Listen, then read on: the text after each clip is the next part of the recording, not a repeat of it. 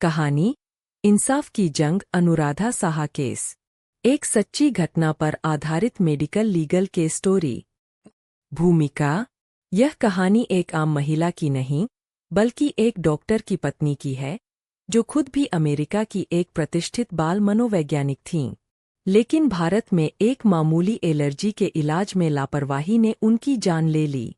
यह केस भारत में medical negligence, चिकित्सा लापरवाही का सबसे बड़ा और ऐतिहासिक उदाहरण बन गया।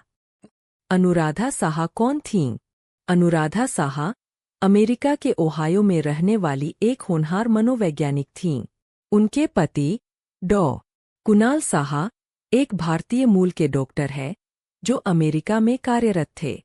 1998 में गर्मी की छुट्टियों के दौरान दोनों कोलकाता आए थे।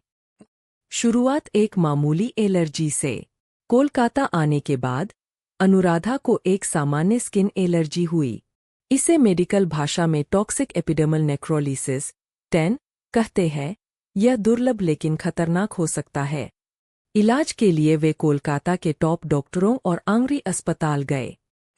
लापरवाही कहाँ हुई? डॉक्टरों ने बिना उचित टेस्ट के ज्यादा मात्रा में स्टेरॉयड दवाएं देनी शुरू कर दीं, जैसे डिपोमेड्रोल का हाई डोज। इससे उनकी स्थिति और खराब हो गई। शरीर पर छाले पड़ने लगे।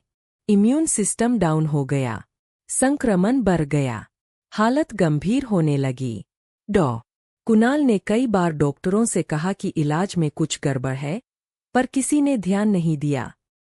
हालत गंभीर होने पर जब अनुराधा की हालत बिगड़ी तो उन्हें पहले कोलकाता के एक और अस्पताल में शिफ्ट किया गया, फिर आखिरकार बॉम्बे हॉस्पिटल, मुंबई ले जाया गया। लेकिन तब तक बहुत देर हो चुकी थी। 28 मई 1998 को अनुराधा की मौत हो गई। इंसाफ की लड़ाई की शुरुआत। अक्सर लोग ऐसे हादसों के बाद चुप हो जाते हैं, लेकिन डॉ. कुणाल ने लड़ाई शुरू की। उन्होंने डॉक्टरों और अस्पताल पर मेडिकल नेग्लिजेंस का केस किया। ये केस उन्होंने कई जगहों पर फाइल किया। Medical council of India (MCI), consumer court, Kolkata high court, supreme court of India. 15 साल लंबी लड़ाई। ये कोई आसान लड़ाई नहीं थी। सालों तक डॉ. कुणाल ने सबूत जुटाए, मेडिकल रिपोर्ट्स का विश्लेषण किया और खुद केस की पैरवी की। कई बार लोग उनका मजाक उड़ाते थे, कहते थे अब क्या मिलेगा, पर उन्होंने हार नहीं मानी।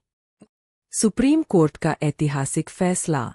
24 अक्टूबर 2013 को सुप्रीम कोर्ट ने ऐतिहासिक फैसला दिया। आंगरी अस्पताल और डॉक्टरों को ₹6.08 करोड़ का हर्जाना देने का आदेश दिया गया, जो उस समय तक का सबसे बड़ा मेडिकल नेग्लिजेंस मुआवजा था। कोर्ट ने माना कि इलाज में लापरवाही, गलत दवा की डोज और स्टैंडर्ड प्रोटोकॉल का उल्लंघन हुआ था। इस केस से क्या सीखा जा सकता है? मरीजों और परिवार वालों के लिए हमेशा दूसरी राय, सेकंड ओपिनियन, लेना चाहिए। दवाओं की जानकारी रखें और सवाल पूछें। सभी मेडिकल डॉक्यूमेंट्स संभाल कर रखें। कोई गलती लगे तो शिकायत करें, कानून आपका हक देता है। हेल्थ केयर प्रोफेशनल्स के लिए प्रोटोकॉल और गाइडलाइन का पालन जरूरी है।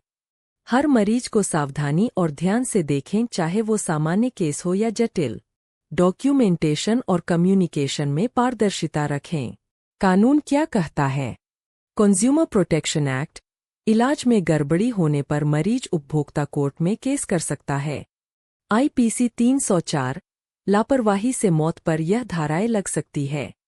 मेडिकल काउंसिल गाइडलाइंस, डॉक्टरों के लिए आचार संहिता बनी हुई है। निष्कर्ष, कंक्लूजन।